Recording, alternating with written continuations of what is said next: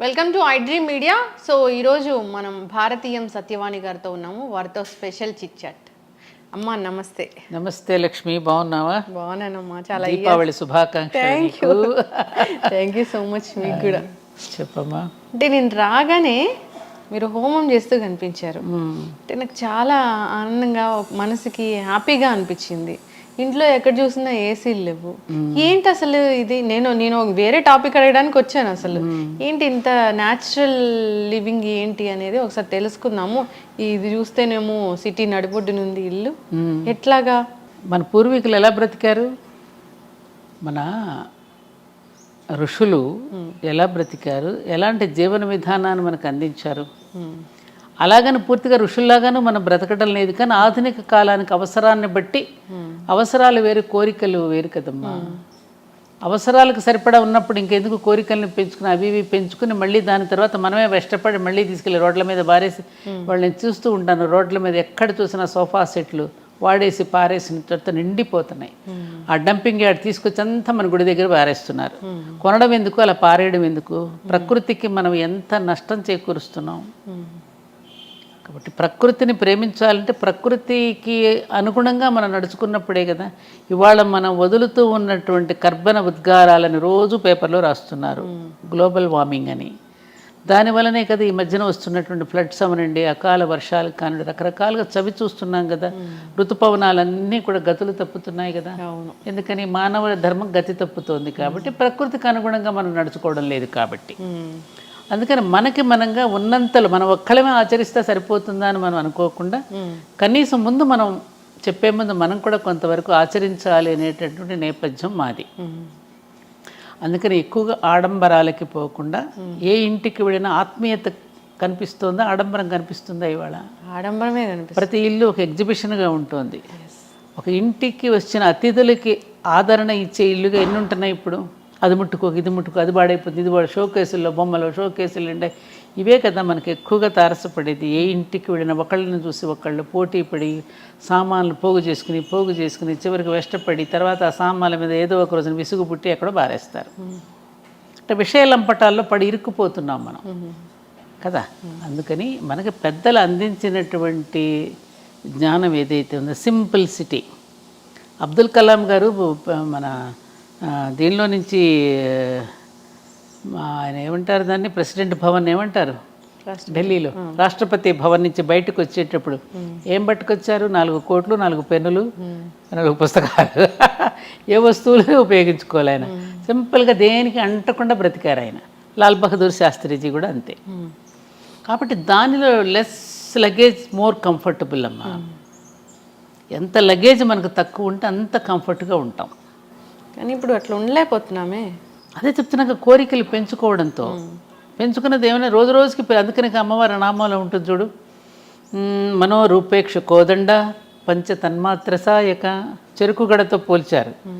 అమ్మవారు చేతిలో ఉన్న చెరుకు గడని మన మనసుతో పోల్చారు. అక్కడ మన మనసుకు చూడు, చెరుకు గడకి కడుపులు ఎలా ఉంటాయో, ఒక్కొక్క కడుపు దగ్గరికి వచ్చేసరికి ఒక్కొక్క రుచి ఉంటుంది.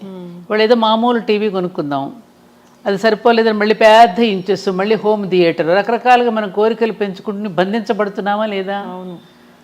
అందుకని అక్కడ ముడివేసి ఉంటుంది, అక్కడ చెరుకు గడ దగ్గర కూడా.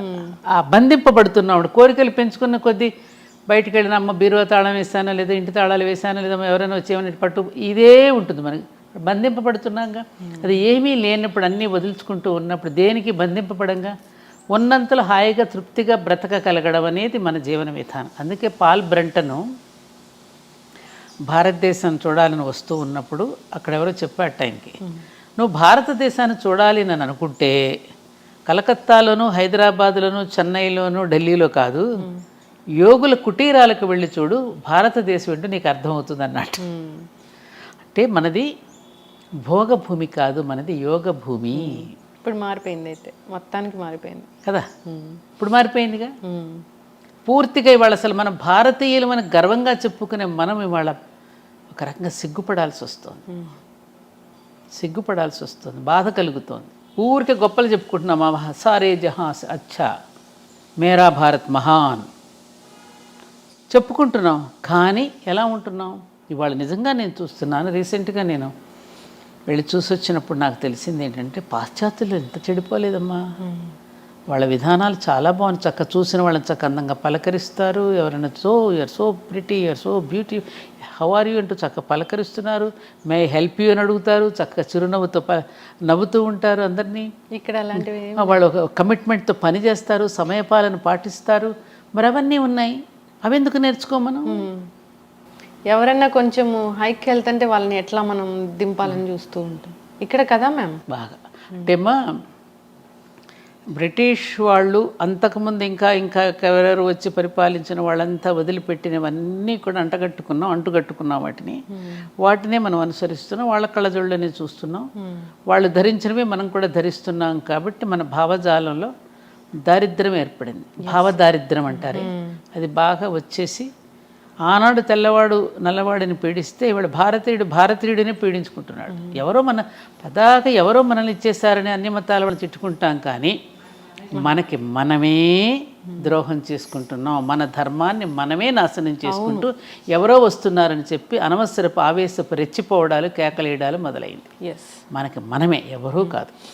అమ్మ, మీరు అన్నట్లుగానే చూస్తే ఈ మధ్యకాలంలో ఏదైనా ఫంక్షన్లు జరిగితే ఆడంబరాలు, షోకులు ఇవే ఎక్కువయ్యాయి, కానీ ఆప్యాయంగా పలకరించుకోవడం ఎక్కడా లేదు. అందులో కూడా ఫంక్షన్స్లో కూడా దూరంగా ఉన్న వాళ్ళు, అసలు రిలేటివ్స్ కాని వాళ్ళైనా ఏదో మాట వరుసకైనా పిలుస్తున్నారు, కానీ దగ్గర వాళ్ళు పేదవాళ్ళు అయితే వాళ్ళని పిలిచిన పరిస్థితులు ఎక్కడా కనపడట్లేదు. అది అవమానం చాలా. అంటే ఒక ఎగ్జిబిషన్ లాగా ఒక షో ఆఫ్ అయిపోయిందమ్మా. ఆప్యాయతలకి ఏనాడో తిలోదకాలు ఇచ్చేసేసారు. ఒకప్పుడు వివాహాలు జరిగిన బంధువుల ఇంట్లో ఒక నెల రోజుల ముందుగా వచ్చి ఒక సరసాలు ఆడుకుంటూ పిండి వంట, మా అందరి పెళ్ళిళ్ళప్పుడు మేము చూసినాయి. మేనమామల భార్యలు ముందుగానే రావడం, పిండి వంటలు చేయడం, ఒడియాలు పట్టడం, ఇంటికి చక్కగా రంగులు వేసుకోవడం, తీర్చిదిద్దుకోవడం, మళ్ళీ పెళ్లి కూతురు చేయడానికి నాన్నమ్మలో, బాబాయిలో, పెదనాన్నలో మళ్ళీ తీసుకుని వెళ్ళడం. అసలు ఆ ప్రేమలో ఆ ఆప్యాయతలు ఇప్పుడు లేవు. అమ్మాయికి కూర్చోబెట్టి వెళ్ళేటప్పుడు కూడా చక్క మంచి చెడు చెప్పడం. అమ్మ, మేమందరం కూడా కొత్తగా పెళ్ళయిన తర్వాత అందరం కూడా ఆటుపోట్లు ఎదుర్కొన్న వాళ్ళమే. ఎందుకంటే 2 రకాల కుటుంబాల సంబంధం కుదుర్చుకున్నప్పుడు రకరకాల అలవాట్లు ఉంటాయి, స్వభావాలు ఉంటాయి. వాటన్నింటిని ఎదుర్కొని కొద్ది రోజులు ఓపిక పడితే చూడు బ్రహ్మాండంగా ఓర్చుకుంటే ఓరుగలు లభిస్తుందమ్మా అని చెప్పేవారు. ఇవాళ లేదుగా.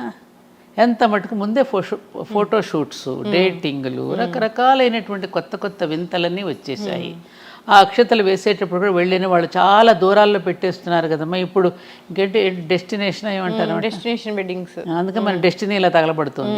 ఆ డెస్టినేషన్ వెడ్డింగ్స్ అని ఇక్కడ దూర ప్రాంతాల్లో పెట్టడం, అక్కడికి వెళ్ళి 4-5 రోజులు రావడం. అమ్మాయికి అబ్బాయికి చక్కగా ఏది పంచెల్ ఫంక్షన్స్ అని హాఫ్ శారీస్ ఫంక్షన్ అని పెడతారు. చివరికి హాఫ్ శారీ వేసుకోదు. ఆ ఫంక్షన్ పెట్టినప్పుడు కూడా మెహందీ ఫంక్షన్స్, కాక్టైల్ పార్టీస్. నువ్వు సంపాదించిన సంపదను ఖర్చు పెట్టడానికి ఎన్ని మంచి పనులు లేవు? అవును, బోలెడు ఉన్నాయి కదా. వాటన్నింటికీ మనసు రాదు. వీటికి మాత్రం విపరీతంగా ఖర్చు పెడుతూ మిగతా వాళ్ళలో అసూయాద్వేషాలు ఎవరు ప్రబలింపజేస్తున్నారు? మనం కాదా? కాబట్టి ఈ అవలక్షణాలన్నీ కూడా కలియొక్క లక్షణాలమ్మా. ఇవన్నీ కూడా మనకి బాగా ప్రబలుతున్నాయి. ఇవన్నీ కొంత నివారించుకుంటే సమాజం అంతా ఆరోగ్యంగా ఉంటుంది. అయితే మహిళలు తమ ఆరోగ్యం గురించి తాము పట్టించుకోవట్లేదు. కొవ్వొత్తిలాగా కరిగిపోతూ ఉన్నారు, కానీ వాళ్ళ ఆరోగ్యం గురించి పట్టించుకోకుండా ఇంటిల్లిపాది ఆరోగ్యం గురించి పట్టించుకుంటూ ఉన్నారు. ఇప్పుడు రకరకాల క్యాన్సర్లు అనేవి వస్తున్నాయి. ప్యాడ్స్ వాడితే క్యాన్సర్ వస్తుందని చెప్తూ ఉన్నారు. బ్రెస్ట్ క్యాన్సర్ వచ్చింది, అది ఎప్పుడో లేట్ స్టేజ్లో తెలిసింది అని చెప్తూ ఉన్నారు. ఇవన్నీ కూడా ముందుగా గమనించుకునే పరిస్థితి ఉంది ఉమెన్కి. అంటే ఉమెన్ అంటే ఇలాగే ఉండాలా? తన గురించి తాను పట్టించుకోకుండా అందరి గురించి పట్టించుకుంటూ తాను ఇలా కరిగిపోవాలనేది మన శాస్త్రంలో. అమ్మా, చాలా వింత ప్రశ్న, తమాషాగా ఉంది. మంచి ప్రశ్నే వేసావు. మొత్తానికి నీకు ఈ విషయం తెలియాలి కాబట్టి. అసలు విమెన్ అనేది తనను గురించి తాను పట్టించుకుంటే సమాజం నిలవదమ్మా. తనను గురించి తాను పట్టించుకోకపోవడమే ఆవిడ గొప్పతనం. విన్నావా? అందుకని ఆరోగ్యంగా జీవించగలుగుతుంది. తనను గురించి తాను పట్టించుకుంటూ ఇతరులను పట్టించుకోకపోవడం మానసిక ఆరోగ్యం చెడిపోతుంది. తాను ఎప్పుడూ కూడా ఉదయం లేచిన అందరికంటే ముందు ఎవరు లెగుస్తారు ఇంట్లో? మన అమ్మ. అంతేనా? అందరికంటే ఆఖరిగా పడుకునేది ఎవరు? అమ్మే. ఎవరినెవరిని చూసుకుంటోంది? బిడ్డల్ని, భర్తని, కుటుంబాన్ని అలా పాలించుకోవడంలో వాళ్ళకి ఆనందం ఉంది. ఆవిడ అంటే పూల సంఖ్యలను ఆవిడే వేసుకుంది, ఎవరో వెయ్యలా. పూల సంఖ్యలవి తనకు తానే బంధించుకుంది తనను తాను ప్రేమలో. అటువంటి హార్మోన్స్ స్త్రీకి భగవంతుడు సృష్టికర్తే పెట్టాడు. అలా ఉండాలి. ఆ ప్రేమించకుండా ఉండలేని తనాన్ని, చెయ్యకుండా ఉండలేని తనాన్ని, వండి పెట్టకుండా ఉండలేని తనాన్ని భగవంతుడు స్త్రీకి ప్రసాదించాడు. కాబట్టి ఆవిడ పూజనీయురాలు అయ్యింది, ఆరాధనీయురాలు అయ్యింది. అందుకని స్త్రీలకు పూజ చేశారు, కానీ ఎక్కడన్నా పురుషులకు పూజ చేశారా? సువాసిని పూజ, కన్యా పూజ మన దసరా నవరాత్రులలో పురుషుడికి ఎక్కడ చేయలేదు. ఎందుకని స్త్రీలకు పూజ చేశారు? అందుకని సగటు స్త్రీ ఎప్పుడూ కూడా తన గురించి తాను ఆలోచించుకోదు. ఇప్పుడు చూడు, మేమందరం మాకు అందరూ అలవాటు. ఇంట్లో ఎప్పుడైనా ఆఫీస్ మీదే, క్యాంప్ మీద భర్త ఊరెళ్ళాడు అనుకో, తన కోసం తను ఎప్పుడైనా వండుకుంటుందా? ముందే ఆయన లేరు కదా, ఏదో పచ్చడో మజ్జిగో వేసుకుని తినేసి కాలక్షేపం చేసేస్తుంది. ఎవరి కోసం చేస్తుందా వంట? అది బిడ్డల కోసం, భర్త కోసం. అంతే. తనను గురించి తాను అందుకని ఆవిడకి జగన్మాతకి ఉన్న లక్షణాలన్నీ కూడా ప్రతి స్త్రీలోనూ ఉన్నాయమ్మా. స్త్రీ అంటేనే సకారం, రకారం, తకారం, సత్వగుణ, రజోగుణ, తమోగుణాలు 3 సరైన నిష్పత్తిలో ఉంటాయి. మన బిల్డింగ్ కట్టేటప్పుడు సిమెంటు, ఇసుక, నీళ్లు ఏ పాళ్లలో కలిపితే బిల్డింగ్ గట్టిగా ఉంటుందో, ఈ సమపాళ్లలో ఉంచుకోగలిగిన స్త్రీ ఎప్పుడైతే గట్టిగా నిలబడగలుగుతుందో అప్పుడు ఆ కుటుంబం బాగుంటుంది. అంతే.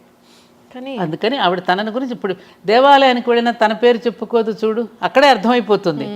ఫలానా శ్రీనివాసరావు నామధేయస్య తద్ధర్మపత్ని సమేతస్య సహ కుటుంబానా అంటుంది. తన పేరు చెప్పుకుందా? శ్రీమతి అండ్ శ్రీ. కానీ అన్నింట్లోనూ ఆవిడికే పెద్దపీట వేసింది వేదం. భార్యాభర్తలు, పార్వతీ పరమేశ్వర్లు, ఏమ్మా సీతారాములు అనేది మిస్సెస్ అండ్ మిస్టర్ అని. అక్కడ మిస్టర్ అండ్ మిస్సెస్ అంటారు ఆ దేశాల్లో, మనకి శ్రీమతి అండ్ శ్రీ అంటారు. శ్రీవారికి మతి తెచ్చేది ఆవిడే, మతి పోగొట్టేది ఆవిడే, రెండు ఆవిడే. 2 రకాలుగానే ఆవిడే ఉంటుంది. కాబట్టి నువ్వు అనుకున్నట్టుగా స్త్రీ తనను పట్టించుకుంటే కుదరదు. ఇప్పుడు తనను గురించి తాను పట్టించుకుంటున్నారు కాబట్టే బిడ్డలు అనాథలవుతున్నారు. కరెక్ట్. తన ఎంత మటుకు తన షోకులు, తన లైఫ్, తనలాంటి దీనిలోకి పడిపోతుంది కాబట్టి పిల్లలు అనాథలైపోయి పిల్లలు పిచ్చోడు అయిపోతున్నారుగా. తాను కూడా ఒంటరిగా ఇదైపోయి ఆలోచిస్తోంది కదా, మానసికంగా ఒక డిప్రెషన్. అందుకని డిప్రెషన్ నువ్వు రాకుండా ఉండాలంటే స్త్రీ ఎప్పుడు తన పని చేస్తూనే ఉండాలి. ఎప్పుడైతే తను ఒంటరిగా ఉంటుందో, అందరితో కలివిడిగా లేకోకుండా, అప్పుడు ఆవిడ ఒక రకమైన మానసికమైనటువంటి ఒక వ్యాధికి గురైపోతుంది. ఎప్పుడు పనిలో ఉండాల్సిందే. పని ఎప్పుడూ కూడా మీరు అనుకున్నట్టు అనారోగ్యాన్ని ఇవ్వదమ్మా. పని చేస్తూ ఉన్న కొద్దీ ఆరోగ్యం ఉంటుంది. చాలామంది అనుకుంటారు శక్తి ఉంటేనే పని చేస్తాం అనుకుంటాం. కాదు, పని చేస్తూ ఉన్న కొద్దీ శక్తి పెరుగుతుంది, జనరేట్ అవుతూ ఉంటుంది. ఎందుకని నీకు ఎగ్జాంపుల్, ఇప్పుడు మన ఇంటికి కరెంట్ ఎంత తెచ్చుకుంటాం? ఇంటికి సరిపడానే తెచ్చుకుంటాం. ఫ్యాక్టరీకి సరిపడా ఎక్కువ కావాలి కరెంట్. అలాగే మనం బాగా పని చేస్తూ ఉన్న కొద్దీ, ఫ్యాక్టరీ అంత పని చేస్తూ ఉన్న కొద్దీ ఆ మహాప్రాణం నుండి మనకు ప్రాణశక్తి ఎప్పుడు ప్రసారం అవుతూ ఉంటుంది. ఈ సూక్ష్మం తెలిస్తే మనకి నిరంతరం పనిచేసి ఆరోగ్యంగా ఉంటాం. ఇందాక నువ్వు అన్నావు చూడు, తల్లి పిల్లలకి చాలా చిన్నప్పుడే బ్రెస్ట్ క్యాన్సర్స్ ఏమైనా వస్తున్నాయని. బ్రెస్ట్ క్యాన్సర్ రావడానికి అస్సలు కారణం ఏమిటంటే మెయిన్ బిడ్డలకి పాలు ఇవ్వకపోవడం వల్ల. నువ్వు ఎప్పుడైతే తల్లి పిల్లలకి 1 సంవత్సరం పాటు పాలు ఇస్తుందో వాళ్ళకి క్యాన్సర్ రాదు. ఈ మధ్య ఏ తల్లి కూడా బిడ్డలకి పాలు ఇవ్వడానికి ఇష్టపట్టలేదు, బిడ్డలను కనడానికి కూడా ఇష్టపట్టల్లా. అందం పోతుందని, శ్రమ అని, నొప్పులు భరించలేమని, ఓపిక లేదని, ఓర్పు లేదని రకరకాల అద్దె గర్భాలు కూడా తీసుకుని పిల్లల్ని కనేటటువంటి ఒక దారుణమైనటువంటి పరిస్థితికి మనం వచ్చేసాం. అందుకని తనను ఆ పని చేయడం వల్ల ఆమె ఆరోగ్యం చెడిపోవటంలా, మనం అనుసరిస్తున్న విధానాల వల్ల ఆరోగ్యం చెడుతోందేమో తప్ప ఆమె నిరంతరము పని చేస్తూ ఉన్న కొద్దీ ఆవిడ ఆరోగ్యవంతంగా ఉంటుంది. మానసికంగా కూడా ఆవిడ ఆనందపడుతుంది. ఆనందమే ఆరోగ్యం. అంటే మేమంతా అలా చేసుకున్న వాళ్ళమేగా. మా అమ్మలో మా అత్తగారులు వాళ్ళందరూ కూడా నిరంతరం బిడ్డల కోసం, భర్త కోసం పని చేసి వాళ్ళందరూ అలసిపోయి అలసటలోనే ఒక ఆనందాన్ని పొంది పనిలోనే విశ్రాంతిని పొందిన వాళ్ళు. ఇవాళ ఏది ఇప్పుడు చేస్తున్నటువంటి ఆధునిక యువతలు చేసే ఉద్యోగాలు కొంత స్ట్రెస్కి గురవుతున్నారు. మన ఇంట్లో మనం చేసుకుంటామమ్మా, చేసుకున్నంతసేపు చేసుకుని కాసేపు విశ్రాంతి కావాలంటే మనం విశ్రాంతి తీసుకుంటాం. అదే నువ్వు మరొకరి దగ్గర పని చేస్తున్నప్పుడు నీకు దొరకదు కదా అది. అప్పుడు నువ్వు స్ట్రెస్ ఫీల్ అవుతావు. మీరు చేసే పని కూడా ఎప్పుడు కూడా ఒకలాంటి ఒక రేడియేషన్ దగ్గర పనిచేస్తున్నారు. ఇప్పుడు ఎక్కువగా సాఫ్ట్వేర్ ఉద్యోగాలు అలాగే కెమెరాస్ ముందు చేసేటప్పుడు తప్పనిసరిగా ఆ రేడియేషన్ వల్ల మీకు ఒక ఇరిటేషన్ వస్తుంది. దానివల్ల చిరాకు వస్తుంది. ఆ చిరాకు వల్ల ఏమవుతుంది, కోపం వస్తుంది. కోపం వస్తే ఇంకొకళ్ళు ఏదో ఒక మాట అనేస్తాం. ఆ మాట వల్ల తగువులు ఆడుకుంటాం, గొడవలు జరుగుతాయి, సంఘర్షణలు. దానివల్ల ఆరోగ్యాలు. అంటే ఏమిటి, మనకు మనం తెచ్చిపెట్టుకున్నటువంటి బాధల వల్ల, ఎక్స్ట్రా వర్క్స్ వల్ల మనం బాధపడుతున్నాం తప్ప మన సహజంగా జీవించే విధానంలో మాత్రం ఎక్కడా కూడా ఒత్తిడి లేదు. కానీ ఇలా అవసరం కదా, ఏం అవసరం, జాబులు చేయాల్సిన పరిస్థితి అవసరం కదా. ఎలా అవసరం అంటావు, ఎలా? ఈ ఈ కల్చర్ మారిపోయింది. ఖచ్చితంగా అందరితో పాటు మనం వెళ్ళాలి. సో మంచి వెళ్ళకపోతే ఏమవుతుంది, అందరితో పాటు వెళ్ళకపోతే వెక్కిరిస్తారా, మనం ఆర్థికంగా స్థిరంగా ఉండలేము, ఆర్థికంగా దృఢంగా ఉండలేము. ఇందాక నేను చెప్పాను చూడము, ఆర్థికంగా స్థిరంగా అంటే ఒకప్పుడు పురుషుడు సంపాదించి బయట పని చేసుకుని వస్తే స్త్రీ ఇంట్లో కష్టపడేది. ఆయన వచ్చేసరికి ఇంట్లో కష్టపడేది. ఈ రెండు ఆయన బయట కష్టపడితే ఇప్పుడు ఇంట్లో కష్టపడిన కుటుంబాలన్నీ ప్రశాంతంగా వెళ్ళిపోయాయి. ఇప్పుడు ఎప్పుడైతే ఇద్దరం కష్టపడదాం బయటకు వెళ్ళిపోయానని అనుకున్నప్పుడు ఏమవుతుంది, పిల్లలు నలిగిపోతున్నారు. అవునా కదా, అవునా కదా. మరి పిల్లల్ని స్కూలుకు పంపాలి. మరి ఇంటా బయట కూడా నెగ్గుకు రాగలిగిన సామర్థ్యం ఎంతమందికి ఉంటుంది? బయటకు వెళ్తే కొన్ని అవమానాలు ఉంటాయి, ఆఫీస్కి వెళ్తే. పైగా ఆడపిల్లలకి బయటకు వెళ్ళినప్పుడు రకరకాలైనటువంటి అవమానాలు ఉంటాయి, రకరకాల సమస్యలు ఉంటాయి, సమాజం రకరకాలుగా చూస్తుంది, రకరకాలుగా దాడులు ఉంటాయి. నేను నోరు విప్పి చెప్పనక్కర్లేదు మీకు ఇవన్నీ. వీటన్నింటి ఒత్తిడుల వల్ల ఇంటికి వచ్చి కాన్సన్ట్రేట్ చేసి ఇంట్లోనూ పని చేయలేదు, బయటకు వెళ్తేనేమో ఇంట్లో పిల్లలు ఏం చేస్తున్నారు, పాపం తిన్నారు, ఇవన్నీ ఆలోచనలు ఉంటాయి. అప్పుడు మానసికంగా ఒత్తిడికి గురవుతుంది. ఎందుకంత ఒత్తిడికి గురవ్వాలి? ఉన్నంతలోనే తృప్తిగా బ్రతుకుదామండి అనేటువంటి రోజులు పోయాయి. ఇప్పుడు మనం ఉన్నంతలోనే తృప్తిగా బ్రతుకుదామండి. తలంబరాలు పోసుకునేటప్పుడు అదేగా ఒప్పందం చేసుకున్నాం మనం. మీరు తెచ్చిన సంపాదనలో వివేకంతో ఖర్చు పెట్టుకుని ఇద్దరం హాయిగా బ్రతుకుదామని వెంటనే తలంబరాలు పోసుకుని ఒప్పందం కుదుర్చుకున్నారు పెళ్ళినాడు. మళ్ళీ ఇద్దరం సంపాదించాలని ఇద్దరు ఎందుకు బయటికి వెళ్ళాలి? ఇవాళ చూడు, ఇద్దరు సంపాదించాలనుకుని ఇప్పుడు ఐటీలో చేస్తున్నారమ్మా. నేను చూస్తున్నాను చాలా కుటుంబాలు కేసులు వస్తున్నాయి, చాలామంది దగ్గర కేసులు వస్తున్నాయి. ఇద్దరు తగులాడుకోవడమే, నాది సంపాదన నీది సంపాదన. ఆ ఈవీఎంలు కట్టుకోలేక వాళ్ళతో పోటీపడి కారులు కొని మళ్ళీ బంగళాలు కొనుక్కుని రకరకాలుగా ఈవీఎంలు కట్టుకోలేక మళ్ళీ చిరాకు పడి గొడవ పడి రకరకాలుగా డైవర్స్ దాకా వెళ్ళిపోతుంది చివరికి. ఇవన్నీ వాస్తవాలా కాదా? వాస్తవం. నేననేది ఏమిటంటే, ఎవరో ఏదో అనుకుంటారని, మన డబ్బులు లేకపోతే, మన బంగళాలు కారులు లేకపోతే మనల్ని చిన్నచూపు చూస్తారేమోనని అనే దాంట్లో నీ జీవితం నలిగిపోతుంది కదా అంటున్నాను నేను. ఎందుకు చక్కని చదువులు అందించాలని వెళ్తున్నారేమో. ఏది చక్కటి చదువు? కాన్వెంట్లోనా? అది చక్కని చదువు అని ఎలా అంటే, వాడు ఏసీ రూమ్ పెట్టేసి ఒక మంచి బ్యాన్ పంపించేసి వాడు మంచి బుద్ధులు నేర్పిస్తున్నాడని నమ్మకం మీకుందా? ఉంటే ఇలా ఎందుకు ఉంటుంది సమాజం? నువ్వు చదువుకుంటున్నావుగా, నువ్వు కూర్చుని ఎందుకు చెప్పుకో నీ బిడ్డలకు నీ చదువు. నువ్వు బాగా నీ బిడ్డలకు చదువు చెప్పుకుంటావని కదా నేను చదివించింది. నువ్వు వాళ్ళని ఎవరో వదిలేసి నువ్వు ఎక్కడికో పోవడం ఎందుకు? మరి నీ పిల్లలకి ఎవరు పట్టించుకుంటారు? మా అత్తగారు అంటూ ఉండేవాళ్ళు ఎప్పుడు, నీ ఒంటి మీద బట్టలు మీకు నీకు శ్రద్ధ లేక చాకలికి వేస్తే అంత శ్రద్ధగా ఎందుకు ఉతుకుతాడే అనేది. ఆమెకు ఎవరో చెప్పారు, మా అత్తగారు ఎప్పుడు నాతో అనేది. మన బిడ్డల మీద మనకు శ్రద్ధ లేకపోతే బయట వాళ్ళకి ఎందుకు ఉంటుందమ్మా? మహిళకి ఆర్థిక స్వాతంత్రం అవసరమే కదా మ్యామ్. మరి ఎప్పుడు ఉందమ్మా? అసలు ఈ దేశంలో స్త్రీకి ఉన్నంత ఆర్థిక స్వాతంత్రం ఏ దేశంలో ఏ స్త్రీకి ఏ రకమైన స్వాతంత్రము లేదు. కొంతమంది చేసినటువంటి దాని సమాజానికి మొత్తానికి మనం కట్టొద్దు. అసలు తీసుకొచ్చి ఆవిడ చేతికే ఇస్తాడన్నీ. మా అమ్మలందరూ బ్రహ్మాండమైనటువంటి వాళ్ళ బడ్జెట్ కానీ వాళ్ళ ప్రణాళిక కానీ వాళ్ళు ఎంత బాగుండేవారు వాళ్ళందరూ. ఏముంది వాళ్ళ దగ్గర? వాళ్ళేం బయటికి వెళ్ళి ఉద్యోగాలు చేయలేదు. పండగలకు బట్టలు కొనే దగ్గర నుంచి మనకు చేసేటువంటి పిల్లలకు నగలు చేయించే దగ్గర నుంచి అందరూ ఆర్థిక స్వాతంత్రం స్త్రీలదే. స్త్రీ చేతికే ఇచ్చాడు. స్త్రీ నిండా దింపుతున్నాడు పురుషుడు సంపాదించింది. నువ్వు నగలు పెట్టుకుంటున్నావు, పట్టుపట్టు చీరలు కట్టుకుంటున్నావు అంటే ఎవరు తెచ్చింది? అదంతా పురుషుడు సంపాదించి తెచ్చి నీ ఒంటి నిండా నింపడంలా. అండర్స్టాండింగ్, అహంకారం, నేను నాది అనేటటువంటిది ఎప్పుడైతే వచ్చిందో అప్పుడు ఈ ఘర్షణలన్నీ వస్తున్నాయి. మనది, ఇది మన కుటుంబం, మన సంసారం, మనం ఆలోచించుకుందామని అనుకున్నప్పుడు గొడవలు రావు. అందుకనమ్మా స్త్రీ తనని గురించి తాను ఏనాడు పట్టించుకోదు. అది ఎవరో పట్టించుకోవాలని కూడా తాను ఎప్పుడు ఇందాక చెప్పిన పూల సంకెళ్ళు తానే వేసుకున్నది. ఆవిడకి అందులో ఆనందం ఉంది, తినిపించడంలో, వండి పెట్టడంలో. చూడు, ఎవరింటికన్నా వెళ్ళి నువ్వు గబుక్కను పరిగెత్తేది ఎవరి ఇంటికి బంధువులు వస్తే, అన్నయ్య గారు అలా కూర్చోండి, మీరు పేపర్ చూస్తూ ఉండండి, టిక్కులు చేసుకొస్తానని చేయి గడుక్కుని గబగబా తను తినే ఆహారం కూడా అక్కడ వదిలేసి గబగబా వంట చేసి పట్టుకొస్తుంది. అది పురుషుడు ఎందుకు చేయలేడు? అలాంటి హార్మోన్స్, అలాంటి మానసిక స్థితి. స్త్రీని సన్నివేశాలే నిలబడతాయి జీవితంలో. పురుషుడినేమో ఎవరో నేర్పిస్తే నేర్చుకుంటాడు.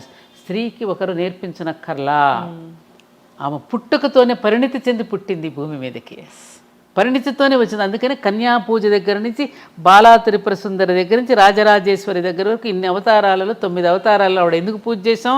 ఆమె యొక్క పరిణితి చెందిన స్థితిని మనకు కనిపిస్తుంది అక్కడ. పుట్టినప్పటి నుంచే ఎలా పరిణితి చెందుతూ పరిణామక్రమంలో ఆవిడ ఎలా ఎదిగిందో చూపించడానికి ఆ 9 రోజులు మన దేవీ నవరాత్రులలో అమ్మ యొక్క గొప్పతనాన్ని మనం చూపించుకున్నాం. అదే అసలు రియల్ ఉమెన్స్ డే అమ్మా.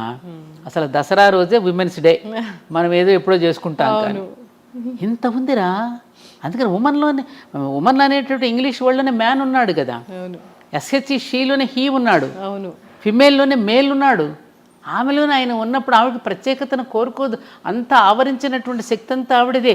యాదేవి సర్వభూతేషు శక్తి రూపేణ సంస్థిత, మాతృరూపేణ సంస్థిత, దయారూపేణ, లక్ష్మీ రూపేణ, జాతి రూపేణ, నిద్రారూపేణ, క్షుధారూపేణ. ఆకలి రూపంలో ఉన్నది ఆవిడే, నిద్ర రూపంలో ఉన్నది ఆవిడ. అందుకే నిద్రాదేవి అంటాం మనం. నిద్రాదేవి ఒడిలోకి జారుకున్నాడండి అంటాం. సేద తీర్చేది ఆవిడే, లయకర్త్రి ఆవిడే, పోషణకర్త్రి ఆవిడే, సృష్టికర్త్రి ఆవిడే. అంతటా ఆవిడేనమ్మా. తన యొక్క శక్తిని తాను తెలుసుకోలేక పాపం బాధపడుతోంది. ఆమె యొక్క శక్తిని నువ్వు జాగృతం చేస్తే, ఆవిడేమిటో ఆవిడికి తెలియచేస్తే, అలా తెలియచేయబడే వీళ్ళందరూ కూడా ఆయుధాలు ఇచ్చారు. అందుకని ప్రతి పురుషుడు కూడా ఆమె యొక్క శక్తిని గుర్తించి తగినటువంటి ప్రోత్సాహాన్ని ఇస్తే ఆవిడ చేయలేనిదేది లేదు. అందుకనే దేవతలందరూ కూడా తల ఒక శక్తిని ఇచ్చారంటే ఏమిటి? తల ఒక రకంగా ఆమెకు సహకారం అందించారు. అలాగే కుటుంబంలో భర్త కానీ, మామగారు కానీ, మరుదులు కానీ, బావగారులు కానీ, తన పిల్లలు కానీ తలొక రకంగా అమ్మకు కనుక సహకరిస్తే ఆవిడ చేయలేనిదంటూ లేదు. మన ఇంట్లో పెళ్ళిళ్ళు జరుగుతున్నప్పుడు మనం చూస్తున్నాం, అప్పటికప్పుడే మేళా మోగుతూ ఉంటుంది. అమ్మ నా పంచె ఎక్కడ పెట్టామంటాడు ఒకడు వచ్చి, అమ్మ నా లంగా ఎక్కడ పెట్టామని కూతురు అడుగుతుంది. భర్త వచ్చి ఏమి నా ప్యాంట్ ఎక్కడ పెట్టామంటాడు. హడావుడు ఉండండ్రా, నాకు ఏమన్నా 10 చేతులు ఉన్నాయట్రా అంటుంది. ఉన్నాయి కాబట్టి నేను అడుగుతున్నావమ్మా అంటారు వాళ్ళు. అన్ని రకాలుగా అందించేస్తుంది అందరికీ కూడా. మరి ఎవరిది, ఎక్కడి నుంచి వచ్చింది శక్తి? ఆ జగన్మాతే ఆవిడ. అందుకని నేనేమంటానంటే, ఇప్పుడున్నటువంటి ఆధునిక యువతులకి వాళ్ళల్లో ఉన్నటువంటి ఆ శక్తిని ఒక్కసారి జాగృతం చేస్తే వాళ్ళు వండర్స్ చేస్తారు. వాళ్ళ సునీత విలియమ్స్ గురించి వింటున్నాం. అలాంటి సునీత విలియమ్స్ లాంటి పిల్లల్ని ఎంతోమంది వాళ్ళు ఎన్నో రకాలుగా పైలట్స్ అవుతున్నారు, అన్ని రంగాల్లో రాణిస్తున్నారు. అంటే ఆవిడ చేయలేనిదంటూ ఏమీ లేదు. కాకపోతే మన భారత స్త్రీకి ఉన్న గొప్పతనం ఏమిటంటే, ఎప్పుడు పురుషుడికి క్రెడిట్ ఇవ్వాలని కోరుకుంటుంది. అది ఆవిడ గొప్పతనం. తాను నేపథ్యం అని ఉంటుంది, పురుషుడిని ముందు నిలబడుతుంది, పురుషుడిని సమర్థుడిని చేస్తుంది, తాను వెనక ఉంటుంది. అదేమ్మా మన స్త్రీ యొక్క గొప్పతనం. ఎస్, అంత క్రెడిట్ ఇచ్చినా కానీ అక్కడక్కడ మనం చూస్తూ ఉన్నాము స్త్రీకి అవమానం జరుగుతుంది. సో మంచిగా ఉన్న రోజులు ఉంటూ ఉన్నారు, భార్యాభర్తలు చెప్పకపోవడం. అలా స్త్రీని ఎవరైనా పురుషుడు అవమానపరుస్తున్నాడు అంటే అక్కడ పెంచిన తల్లిది తప్పు. అవమానపరుస్తున్నాడంటే పెంపకంలో ఏదో తప్పు ఉంది. ఏ స్త్రీ అయితే పెంచుతోందో స్త్రీయే కదా, స్త్రీని అవమానపరచకూడదుగా. అవును. కాబట్టి అక్కడ మారవలసింది కూడా మళ్ళీ స్త్రీలే. పురుషుడి పట్ల బాధ్యత పడవలసింది కూడా స్త్రీయే. తయారు చేస్తున్నది నువ్వే అతడిని. కాబట్టి అతడు ఏదైనా తప్పు చేస్తున్నాడు అంటే అది ఎక్కడ మనలోనే తప్పు ఉన్నది. You have to agree. నువ్వే కదా నేర్పిస్తున్నావు పుట్టినప్పటి నుంచి వాడికి. అంటే భర్త భార్యకు విడాకులు ఇస్తే తల్లిదే తప్పు అమ్మా చెప్పాలి వాడికి. అంటే వాడిని పరివర్తన తీసుకొచ్చి మార్చాల్సింది తల్లే కదా. తల్లి తండ్రి విలువలతో పెంచాలి కదా. ఒరే తప్పురా, నువ్వు మంత్రపూర్వకంగా స్వీకరించావు ఆనాడు, తప్పు ఇలా చేయి అని చెప్పి అతనిలో పరివర్తన తెచ్చుకోవడానికి ప్రయత్నం చేయాలి తప్ప ఠకీమని చిన్న చిన్న కారణాలకి ఆ విధంగా విడిపోయి ఇవాళ వివాహాలు చేసుకోవడానికి భయపడే పరిస్థితి వచ్చింది. వివాహాలు చేసుకోమంటున్నారు. లివింగ్ టుగెదర్ అనేటువంటి ఒక దరిద్రపు కల్చర్ వచ్చేసింది. ఒకటని కాదు, 60 ఏళ్ల తర్వాత భార్యను వదిలేసి 30 ఏళ్ల యువతితో ఉంటున్న వాళ్ళని చాలా మందిని చూసాము. అంటే ఆ యువతలు ఎలా వస్తున్నారు అనేది కూడా అర్థం కాని పరిస్థితి. వస్తలేదు. అదే మారిపోయింది. అంటే సమాజంలో వ్యక్తుల యొక్క మనసులో రకరకాలుగా వచ్చినవి. కాలం అదే, కాలంలో మార్పు రాలి. అందరూ కాలాన్ని నిందిస్తున్నారు. కాలం అదే, కాలం అదే, సూర్యుడు అదే, చంద్రుడు అదే, గాలి అయ్యే పంచభూతాలు. మారింది నువ్వు. అనవసరపు కోరికలు పెంచుకుని ఒకరితో ఒకటి కంపేర్ చేసుకుని, కంపారిజన్ బాగా ఎక్కువైపోయింది. ఆ కంపారిజన్తో రకరకాలుగా వేషభాషల్లో వేసుకుంటున్నటువంటి మార్పులు మనసులో రావటల్లా. అందుకే మన భర్తృహరి లాంటి వాళ్ళు ఎటువంటి పద్యం, వాగ్భూషణం భూషణం అన్నారు. ఏవి నీకు ఆభరణాలు? మంచి గుణాలే ఆభరణాలు. ఒక మంచి మాట కానీ, ఒక చక్కగా మాట్లాడటం కానీ, పెద్దలను గౌరవించడం కానీ, చెప్పిన మాట వినయంగా వినడం కానీ. ఎందుకని కరువు అవుతుంది? స్కూల్ ఎడ్యుకేషన్లో చెప్పరు. మోజు పెంచుకున్నాం, మనం పరాయి భాష మీద మోజు పెంచుకున్నాం, పరాయి దేశాల మీద మోజు పెంచుకున్నాం. మనదైనటువంటి కల్చర్, మన ఋషుల యొక్క సంతానం. మనం వేరే దేశాలకి మన దేశానికి తేడా ఉంది. ఋషులు మనకి ఏదైతే చెప్పారో వాటిని మనం ఆచరించటం అనేది మన పూర్వీకుల నుంచి మనకు వచ్చింది. అదే మనం ఆచరిస్తూ వచ్చినంతకాలం జీవితాలు చాలా బాగున్నాయి. అది వద్దనుకున్నాం కదా. ఋషులు ఎవరు? వాళ్ళకే తెలియదు. రామాయణం తెలియదు, భారతం తెలియదు, భాగవతం తెలియదు, ఉపనిషత్తులు అంటే ఏమిటో తెలియవు, శతక పద్యాలంటే ఏమిటో తెలియవు, నీతి వాక్యాలంటే ఏమిటో తెలియవు. మరి ఏం చేస్తారు? నీతి వాక్యాలు తెలియనప్పుడు బూతులే మాట్లాడతారు. అవును. కనీసం నేను పిల్లల్ని క్వశ్చన్ చేస్తున్నాను, ఏం చదువుతున్నావు నాన్న? 6th అంటాడు. కనీసం వాక్యం కూడా పూర్తి చేయడు. 6th 7th అంతే. 6th క్లాస్ చదువుతున్నాను నాన్నమ్మ అని కూడా అన్నాడు. పూర్తిగా ఆ మాటకు కూడా వాడికి బద్ధకమే. ఇవి ఉన్నాయి కదా చేతిలో. పిల్లలు నేర్పారు. తప్పురా, పెద్దవాళ్ళతో అలా మాట్లాడకూడదు, నిండుగా చక్కగా నమస్కారం చేసుకుని చక్కగా చెప్పాలని ఎవరు చెప్తున్నారు? పెద్దవాళ్ళు. ఇలా పోతే ముందు ముందు అసలు ఏం జరుగుతుందో. తిరగబడుతుంది, మళ్ళీ వచ్చేస్తుంది. అలా అని కంగారు పడకు నువ్వు. తప్పకుండా మార్పు వస్తుంది. ఎవరికి వాడికి పైదాకా పోతాడమ్మ, పీక్కి ఏమీ లేదు ఇక్కడ అనుకుంటాడు, మళ్ళీ వెనక్కి కొడతాడు. అంటే మళ్ళీ బ్యాక్ టు పెవిలియన్ అనమాట. మళ్ళీ పాత రోజులకి వెళ్ళిపోవాలని. కోవిడ్ వచ్చినట్లుగా. ఇప్పుడు అమెరికాలో వెళ్ళారు, అక్కడంతా బాగా ఇదిగా ఉంది. ఇప్పుడు అక్కడి నుంచి మళ్ళీ స్వదేశానికి పోదాం అంటారు. స్వదేశానికి ఇట్లా పట్టణాల్లో ఉన్న వాళ్ళందరూ ఇరుకుని పడి ఇక్కడ ఏం బాగాలేదండి, మన పల్లెటూరికి మనం పోదాం అనుకుంటారు. ఆ రోజులు వస్తాయి. నేను చెప్తున్నాను కదా, మళ్ళీ పల్లెలకు వెళ్ళిపోయే రోజులు వస్తాయి. పట్టణాల నుంచి, విదేశాల నుంచి మళ్ళీ స్వదేశానికి వచ్చే రోజులు వస్తాయి. సైకిల్ అమ్మ ఇదంతా ఒకలాంటి సృష్టి యొక్క పరిణామంలో ఇక జరగదేమో అనిపిస్తుంది, కానీ జరుగుతుంది. ఈ జరిగే దీంట్లో వచ్చేటటువంటి సన్నివేశాలను మనం సరిగ్గా అర్థం చేసుకుని మన జీవితాలను మళ్ళీ ప్రయత్నించేద్దాం. అనేక రకాల ప్రయత్నాలు చేస్తున్నారుగా పెద్దవాళ్ళు. తప్పకుండా వస్తుంది. మనం నిరాశపడకుండా వెళ్ళాలి. ఇప్పుడు ఇన్నేళ్ళ జర్నీ మీది. అసలు మార్నింగ్ నుంచి ఈవినింగ్ వరకు అసలు మీ లైఫ్ స్టైల్ ఎలా ఉంటుంది? ఏం తింటారు? ఎన్ని గంటలు నిద్రపోతారు మీరు? నాకు ఈ మధ్యన కొంచెం కరోనా వచ్చిన తర్వాత కాస్త హెల్త్లో చిన్న చిన్న మార్పులు వచ్చాయి. సడన్గా బీపీ డౌన్ అవ్వటం, పెరగడం. మెడిసిన్స్ ఏం పెద్దగా వేసుకొని మార్నింగ్ ఒక థైరాయిడ్కి ఒక 25 ట్యాబ్లెట్ మాత్రం వేసుకుంటాను, 20 mg. ఇంకా వేరే మాత్రలు ఏమీ లేవు. ఎక్కువ సమయం నేను కొంచెం ధర్మపురి క్షేత్రంలో అప్పుడప్పుడు అక్కడికి వెళ్ళి కార్యక్రమాలు నిర్వహించుకోవడం. ఎక్కడైనా విద్యార్థులు స్కూల్స్కి కాలేజెస్కి పిలిస్తే ఎక్కువగా అప్పుడు నా ప్రయాణం అంతా విద్యార్థుల మధ్యనే కదా, అలా వెళ్తూ ఉండేదాన్నమ్మ. ఎప్పుడన్నా కాసేపు కూర్చుని మాట్లాడటం, ఏదైనా మంచి మాటలు వినడం, చదువుకోవటం, ఇట్లాగే నా కాలక్షేపం. ఆహారపు అలవాట్లు చాలా సింపుల్. మార్నింగ్ ప్రొద్దున్నే లేవగానే కొంచెం పూజ, చిన్న హోమం చేసుకుంటాను. తర్వాత కొంచెం ఇడ్లీయో ఉప్మాసం, చిన్న అల్పాహారం తీసుకుంటాను. మళ్ళీ మధ్యాహ్నం భోజనం, మళ్ళీ సాయంకాలం అల్పాహారం. ఒక్కొక్కసారి ఉదయం తినకపోతే సాయంత్రం మళ్ళీ అల్పాహారం. నాకు భోజన వేళల్లో కరెక్ట్ వేళలంటూ ఉండవు. అది కొంచెం ఆ డిసిప్లిన్ లేదు. ఎప్పుడెక్కడ వెళ్ళొస్తుంటాను కదమ్మా, టైం కానీ టైం. బయట ఎక్కడ తినను. ఎంత లేట్ అయినా ఇంటికి వచ్చే భోజనం చేస్తా. ఫంక్షన్స్కి వెళ్ళినా పెద్దగా భోజనం చేయను ఎక్కడ. ఇంటికే వచ్చి పెరుగన్నమో, ఆవకాయ పచ్చడి అంటే బాగా ఇష్టం. ఆవకాయ పచ్చడి, పెరుగన్నం ఇష్టపడతా. అంతే. ఎప్పుడైనా మీకు కోపం వచ్చిందా? ఎందుకు రాదు? కోపం వేరు, క్రోధం వేరురా. కోపం అనేది షార్ట్ డిసీజు, క్రోధం అనేది లాంగ్ డిసీజు. కోపం అనేది కోపం రావాలి. కోప్పడ్డారండి అని ఎందుకంటే మందలించటం రావాలి కదా. పగలు ఉండవు, పగ ఉండదు, వాళ్ళ మీద క్రోధం ఉండదు. తప్పు చేసినప్పుడు కోప్పట్టం అనేది ఉంటుందిగా, కోపం వస్తుంది అవసరానికే. అంతేగా చీటికి మాటికి కోపాలు తెచ్చుకోవడం. వీలున్నంత వరకు అందరినీ ప్రేమగా ఆదరిస్తాను, ప్రేమగా పలకరిస్తాను. ఈ కుటుంబం అంతా నాదే అనే ఫీలింగ్ నాకు ఉంటుంది, జగమంతా కుటుంబం నాదే అనేటటువంటి ఫీలింగ్తో మా అమ్మగారికి ఉండేది, నాకు కూడా అదే వచ్చింది. అందరినీ ప్రేమించే హృదయం, ప్రేమతో ఉంటాను వీలైనంత వరకు.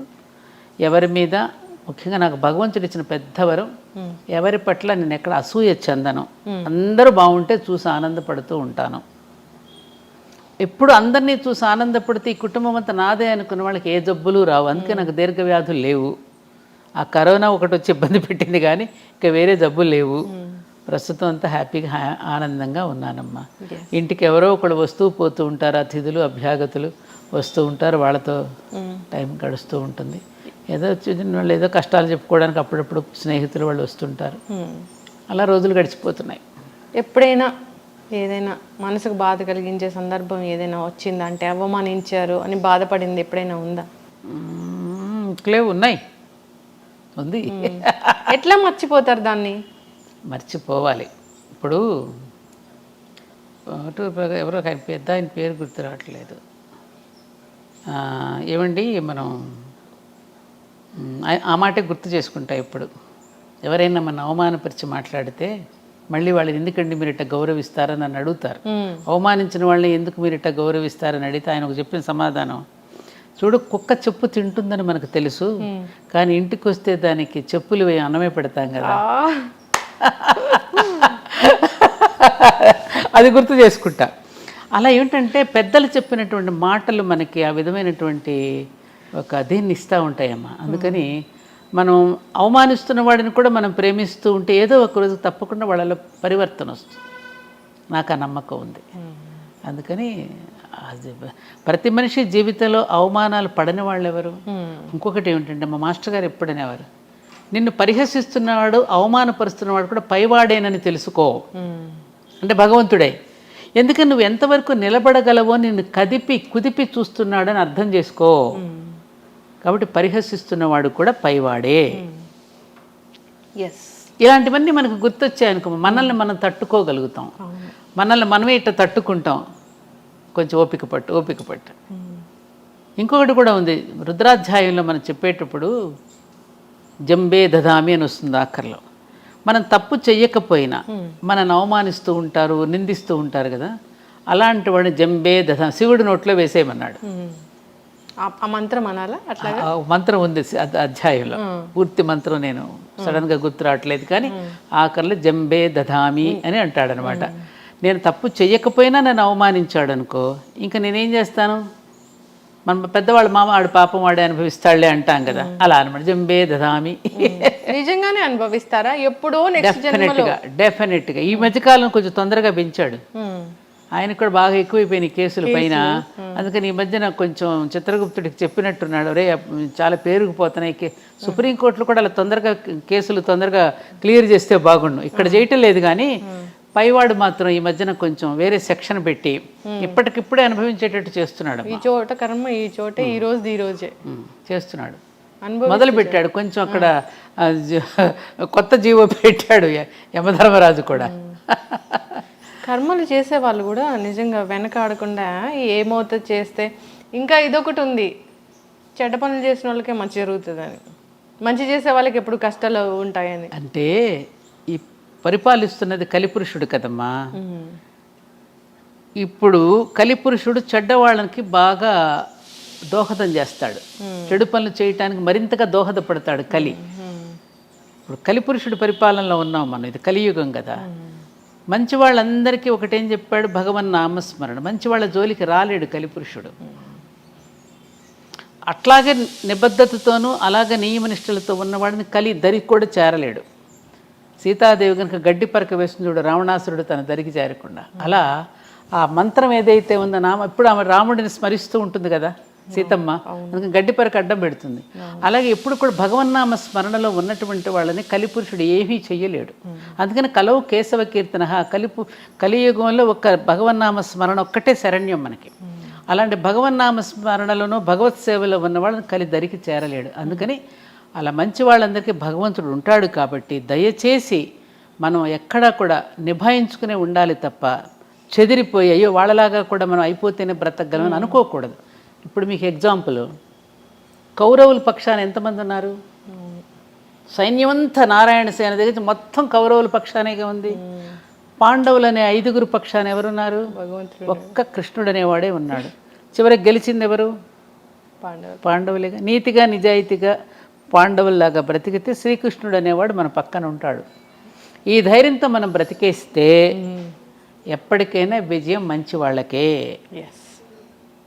అది ఆ తత్వం మనకు బోధపడాలి అంటే సద్గోష్ఠి, సద్గ్రంథ పఠనము, సత్సాంగత్యము, సత్పురుషుల యొక్క కలయిక ఇవన్నీ ఉంటే ఆ ధైర్యంతో మనం బ్రతికేస్తాం. ఉన్నంతలో హాయిగా బ్రతకగలమమ్మ మనం. 1 ఎకరం పొలం పెట్టుకుని, ఒక ఆవునో ఒక గేదెనో పెట్టుకుని ఇంత కూరగాయల దొడ్లోనే పండించుకున్న జీవితాలు ఎంతమంది బ్రతకలా మన పూర్వీకులు. ఇప్పుడు కూడా మనం బ్రతకగలం. పల్లెలన్నీ వదిలేసి వచ్చేసాం, పొలాలన్నీ ఎవరికో ఇచ్చేసాం, పొలాలన్నీ ప్లాట్లు వేసేస్తున్నారు, పాటలు పడుతున్నారు. మరి మన జీవన విధానం మార్చుకోకుండా కష్టాలు ఎవరో పెడతాం ఏంటమ్మా? కష్టాలు మనకు మనం తెచ్చుకుంటున్నాం తల్లి. తృప్తి అనేది మన జీవితాలకి లేకపోవడం వల్ల వస్తున్న తిప్పలే ఇవన్నీ. తృప్తిగా మనం బ్రతకగలం. 4 చీరలు పెట్టుకుని కూడా హాయిగా పట్టుకుపోతాం. వెనకటి రోజుల్లో కట్టుడు చీరలు 2, దాపుడు చీరలు 2 ఉండే. ఎక్కడైనా ఫంక్షన్కి వెళితే ఆ అమ్మనో ఈ అమ్మనోడు కట్టుకుని వెళ్ళారు. పిల్లలకి పెళ్లి కూతుర్లు చేస్తే కూడా పాత వాళ్ళ చీరలు కట్టి పెళ్ళిళ్ళు చేశారు. ఆ నగలు కూడా పెద్దవాళ్ళు ఎవరైనా పెట్టి చక్క పని కానిచ్చేసేసి కాపురాలు హాయిగా నిలబడ్డాయి. ఇప్పుడు పెళ్లి చీరే లక్షల్లో కడుతున్నారు. ఆడపిల్ల తల్లిదండ్రులకి అప్పులే మిగులుతున్నాయి. అది జీవితాంతం తీర్చలేనప్పుడు ఇంటి నిండా ఆ పెళ్లి ఆల్బమ్లు ఉంటున్నాయి. మళ్ళీ రెండో పెళ్లి కుదిర్చి ఈ ఆల్బమ్లు ఎక్కడ తయాలో అర్థం కావట్లేదు. వాడు ఎప్పుడైనా చూశాడంటే మళ్ళీ వాడి మనసు ఏమవుతుందో, ఈ అమ్మాయి ఆల్బమ్లు చూసి వాడేమనుకుంటాడో అని ఆల్బమ్లు దాయలేక తెస్తున్నారట. మొత్తం డీరైల్ అయిందంటాం చూడమ్మా. మొత్తం జీవితం పట్టాలు తప్పిపోయిందమ్మా. మానవ జీవితం పట్టాలు తప్పిపోయి జీవిందని ఏడిస్తే ఏం లాభం? నువ్వు మళ్ళీ పట్టాలకు ఎక్కువ పెద్దలు చెప్పిన బాటలోకి మళ్ళీ వెళ్ళు, అప్పుడు నీ జీవితం బాగుంటుంది. ఖచ్చితంగా మన రూట్స్ మనం మళ్ళీ వెళ్ళాలి. పైగా జీవన విధానం ఎలా ఉంటే బాగుంటుందో అని చెప్పినటువంటి పుణ్యభూమి, జ్ఞానభూమి మన దేశమే. విశ్వగురు స్థానంలో ఉండి ప్రపంచానికి తెలియజేసింది.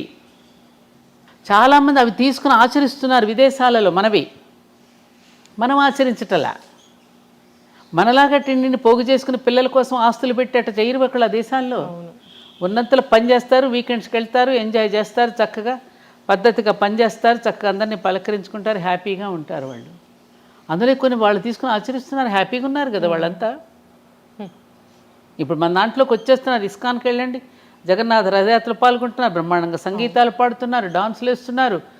శ్రీకృష్ణ మనం కూడా చదవనంత అందంగా రుద్ర నమ్మక చమకాలు చదువుతున్నారు. భారతీయతను ప్రేమిస్తున్నారు ప్రపంచ దేశాలలో. ఆనాడు వివేకానందుడు చెప్పినటువంటి వాణి ఇంకా ఆగలదు, ఇంకా మొగుతూనే ఉంది ప్రపంచ దేశాలు భారతదేశం యొక్క గొప్పతనాన్ని. మరి మనం ఎందుకు తెలుసుకోవటం? చిన్న చిన్న దానికి తగువలు, మత గొడవలు, కుల గొడవలు ఏమిటివన్నీ?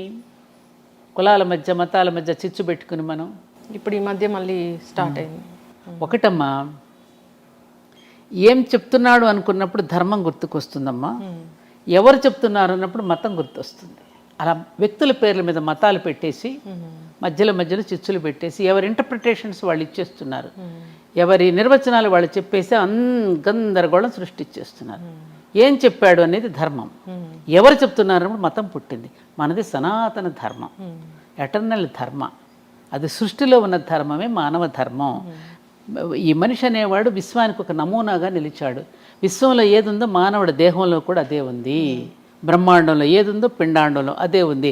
ఆ బ్రహ్మాండానికి పిండాండాన్ని శృతి కలుపుకొని జీవిస్తే నీ జీవనం బాగుంటుంది అని ఒక ముక్కలో చెప్పారు. దీనికి ఇన్ని గ్రంథాలు అక్కర్లేదు, ఇంత థీసిస్లు అక్కర్లేదు, ఇన్ని పిహెచ్డీలు అక్కర్లేదుగా.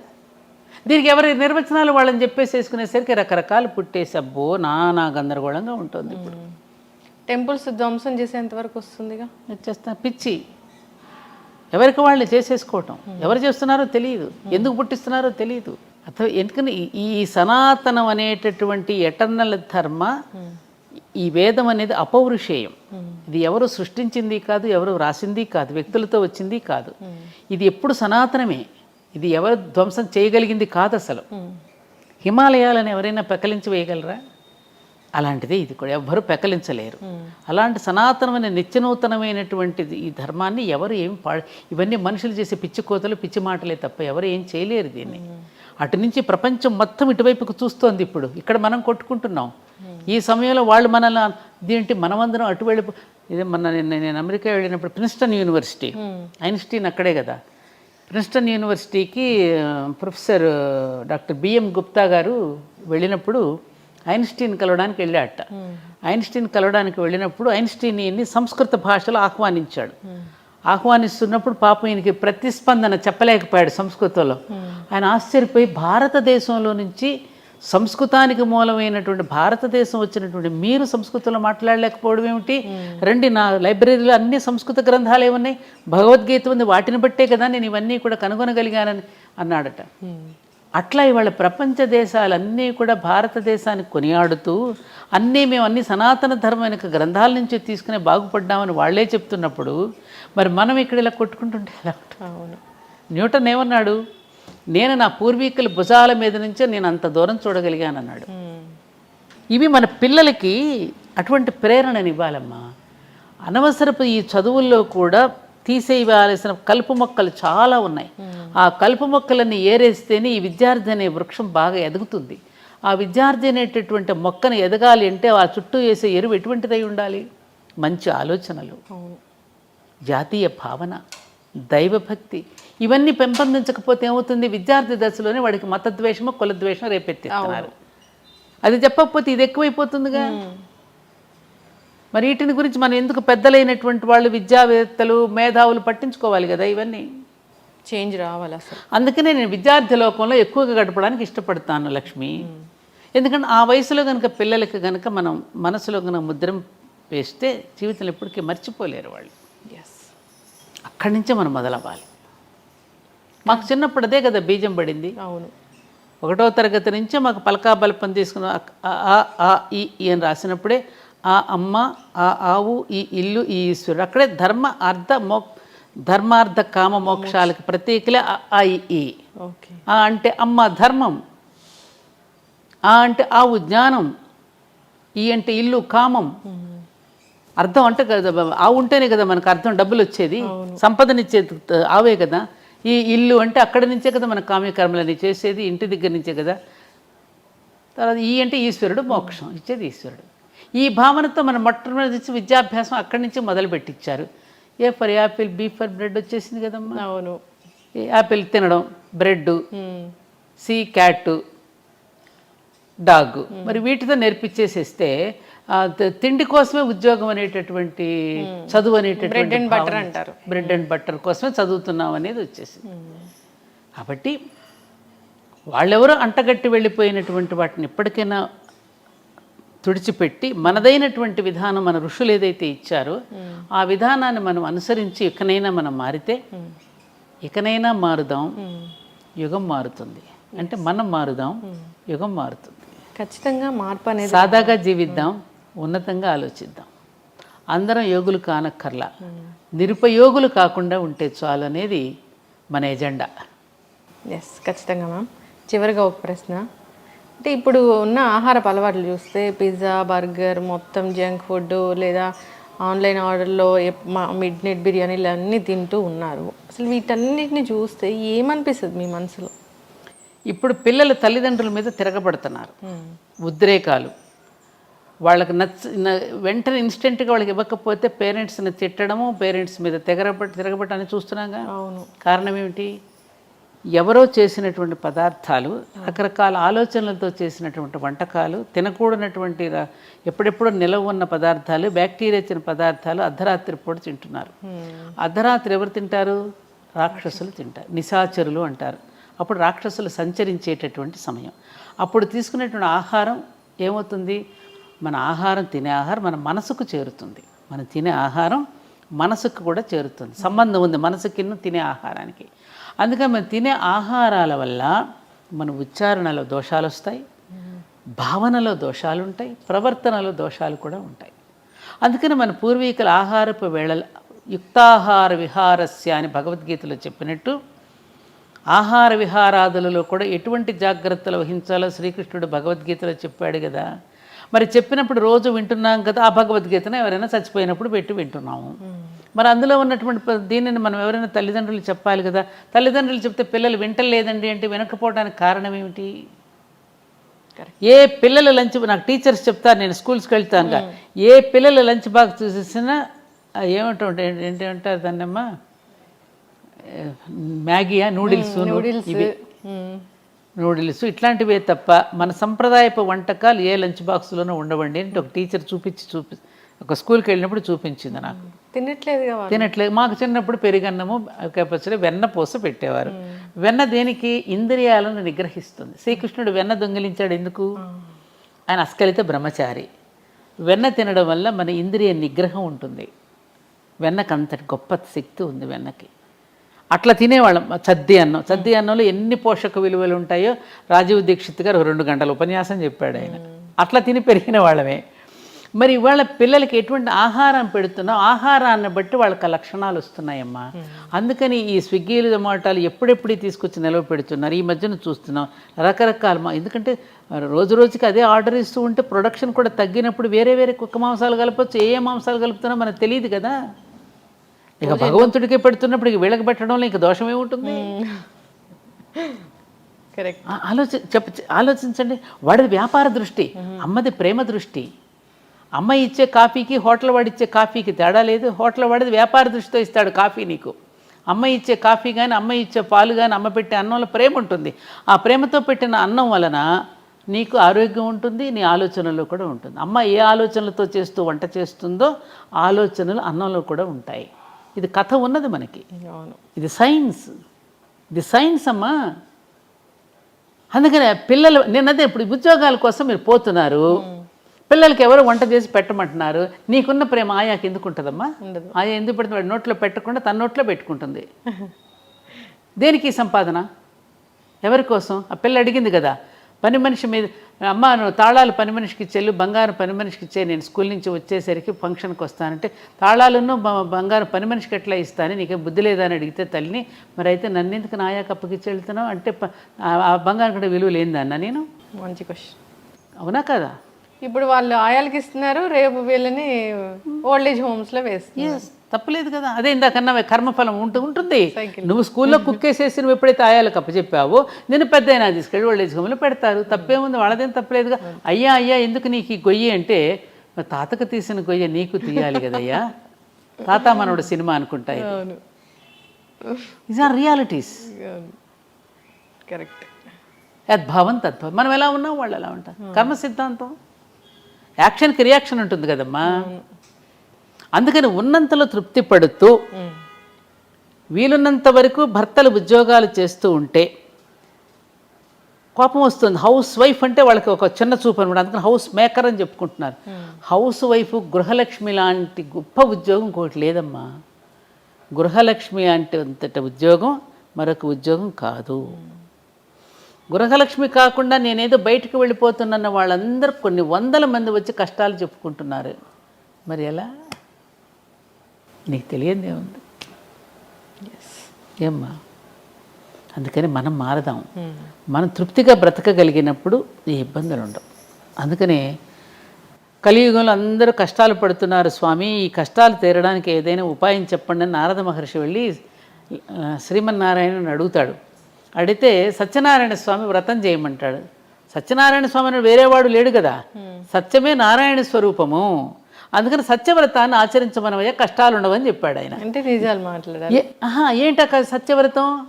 అందుకని కథలో ఎవరిని పెట్టాడు? ఒక బ్రాహ్మణుడు ఉంటాడు, ఒక వైశ్యుడు ఉంటాడు, ఒక రాజు ఉంటాడు, ఒక కట్టెలు కొట్టుకుని శూద్రుడు. అంటే 4 వర్ణాలు ఇవి, కులం కాదు. బ్రాహ్మణ అంటే శిక్షణ, క్షత్రియ అంటే రక్షణ, వైశ్య అంటే పోషణ, శూద్ర అంటే పరిచర్య, శ్రమశక్తి. ఈ 4 కనుక కమిట్మెంట్తో పని చేస్తే కష్టాలు ఉండవు. జ్ఞానాన్ని బోధించవలసిన బ్రాహ్మణుడు జ్ఞానాన్ని బోధిస్తూ, సమాజాన్ని రక్షించవలసిన క్షాత్రశక్తి సమాజాన్ని రక్షిస్తూ, ధనాన్ని సమానంగా పంపిణీ చేయవలసిన వైశ్యుడు సమానంగా రేట్లు ఎక్కువ వేయకుండా సమానంగా పంపిణీ చేసేటటువంటి ధనశక్తి, అలాగే తన శరీరంతో శ్రమతో సమాజాన్ని సేవించుకునే శ్రమశక్తి. ఈ 4 భాగాలు సమాజానికి 4 అంగాలు.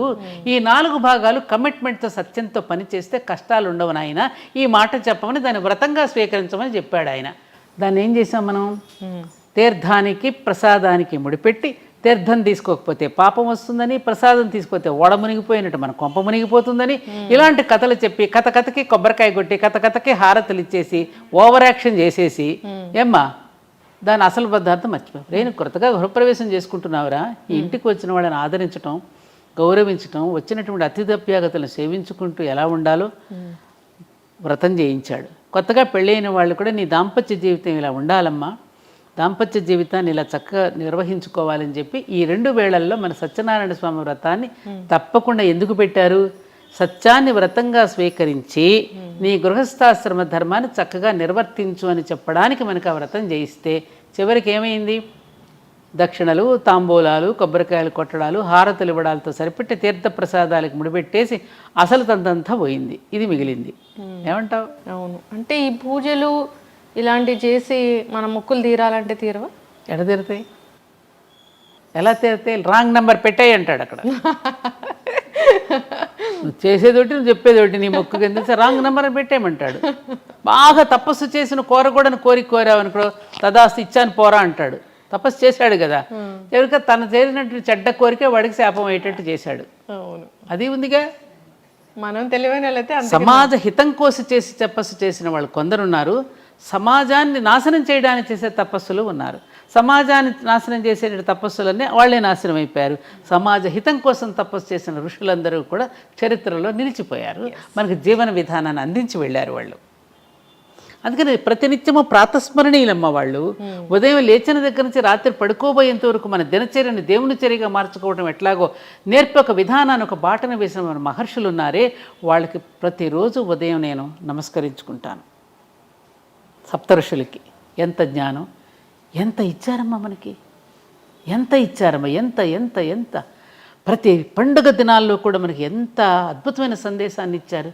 నువ్వు చెడిపోకుండా ఉండడానికి సంవత్సర కాలం కూడా సంవత్సర పురుషుడు గానాన్ని మనకి వినిపించి ప్రతిరోజు నువ్వు చెడిపోకుండా పట్టాలు తప్పకుండా పండుగల రూపంలో నీ చేత ఆచరింపజేసి పుణ్యం అనే అకౌంట్ను నువ్వు బ్యాంకులో దాచుకోవడానికి ఎంత శరీరాలను కాల్చుకుని వాళ్ళందరూ ఎన్ని ఇచ్చారమ్మా మనకి. వాళ్ళ రుణం తీర్చుకోవద్దు మనం? ఇలా కొట్టుకోమనా, ఇలా తిట్టుకోమనా మనం వాళ్ళు నేర్పింది మనకి?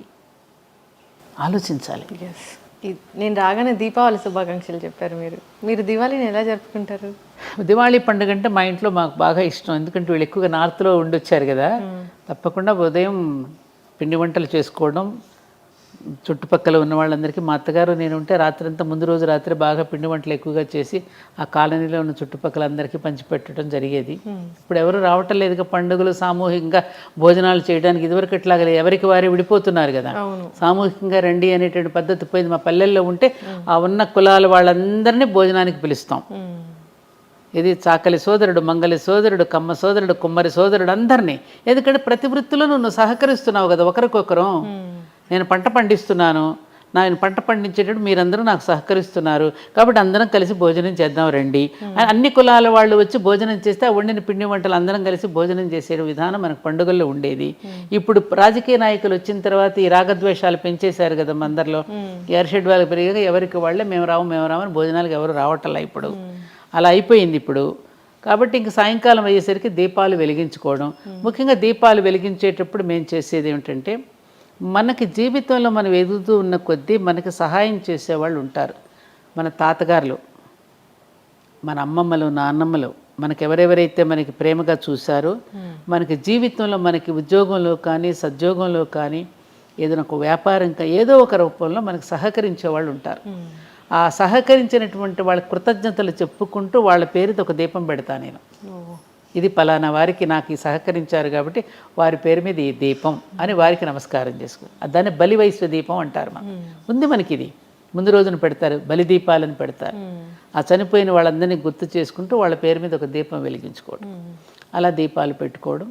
ఇంకా సాయంకాలం పిల్లలంతా వస్తే అందరం కలిసి కాసేపు ఏదో చిన్న చిన్న టపాకాయలు వెలిగించుకొని దీపాలు వెలిగించుకొని అందరం కలిసి భోజనం చేయడం.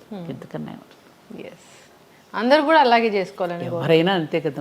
పెద్ద పెద్ద సౌండ్లు, పెద్ద పెద్ద అబ్బా వద్దమ్మా, అది ఆ శబ్ద కాలుష్యం అనేది చాలా ప్రమాదకరం. నేను చెప్పినా కూడా వినడం లేదు. మొన్న కూడా మా దేవాలయంలో వద్దు బాబు మీరు చెప్తే వినండి రా బాబు అంటే అంత పెద్ద పెద్ద బాంబులు ఆ మహిషాసురుడి దహనానికి.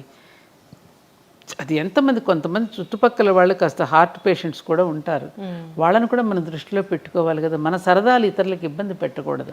చెప్పినా వినే స్థితిలో లేరు. నేను ఎన్ని చెప్పినా మనం తీసుకొచ్చి అన్ని బాంబులు పెట్టేశారు.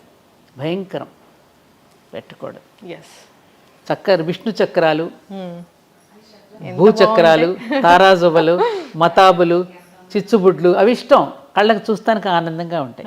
అలాంటివి వెలిగించుకుంటే బాగుంటుంది. ఖచ్చితంగా అమ్మ, చాలా చక్కటి విషయాలు చెప్పారు.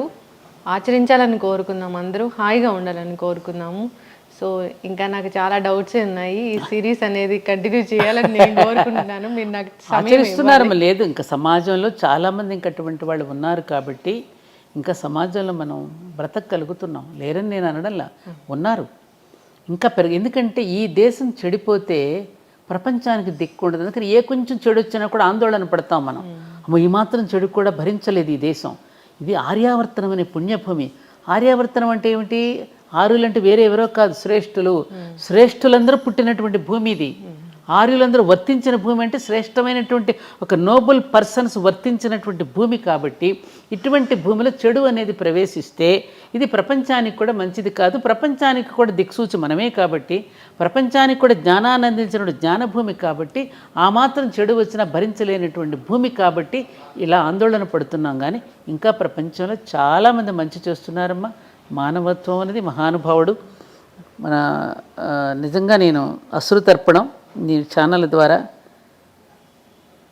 టాటా గారు మహానుభావుడు. ఈ దేశం పట్ల కృతజ్ఞతతో ఆయన చేసి వెళ్ళినటువంటి మంచి పనులు, ఆయన జీవించిన ఇల్లు కూడా లేకుండా జీవించినటువంటి గొప్ప మహానుభావుడు కూడా మరి మన దేశంలో పుట్టి మనకి ఎంతో చేసినటువంటి జంషెడ్జీ టాటా దగ్గర నుంచి ఇప్పటి ఉన్నటువంటి ఈ టాటా దగ్గర వరకు మనందరం గుర్తుపెట్టుకోవాల్సినటువంటి వ్యక్తులు మన దేశంలో చాలామంది ఉన్నారమ్మా. కలాం గారి దగ్గర నుంచి ఎంతోమంది, వివేకానందుడు, వీళ్ళందరూ పుణ్యులు జన్మించినటువంటి జన్మభూమిలో పుట్టాం, మనం ఉన్నాము. కాబట్టి తప్పకుండా మన దేశం మళ్ళీ ప్రపంచానికి ఆదర్శంగా ఉంటుంది. ఈ తప్పులన్నింటినీ సరిదిద్దుకోవడానికి శక్తివంతమైనటువంటిది అన్నింటికంటే మీడియా. కాబట్టి మళ్ళీ దాన్ని చెడగొట్టినా బాగు చేసినా రెండు మీడియా చేతిలోనే ఉంది. కాబట్టి అటువంటి మీ మాధ్యమాల ద్వారా మంచి విషయాలను ఎక్కువగా ప్రసారం చేస్తూ ఉంటే అందరూ మంచి వైపే తప్పకుండా మళ్ళుతారు. ఖచ్చితంగా అమ్మ, మేము కూడా తూచా తప్పకుండా ఆచరిస్తాము. మంచి I dream it, I dream నేను కలగంటాను. ఓకే, చక్కటి ఇన్ఫర్మేషన్ మ్యామ్. ధన్యవాదాలు. నమస్కారం లక్ష్మి, చాలా సంతోషం అమ్మా.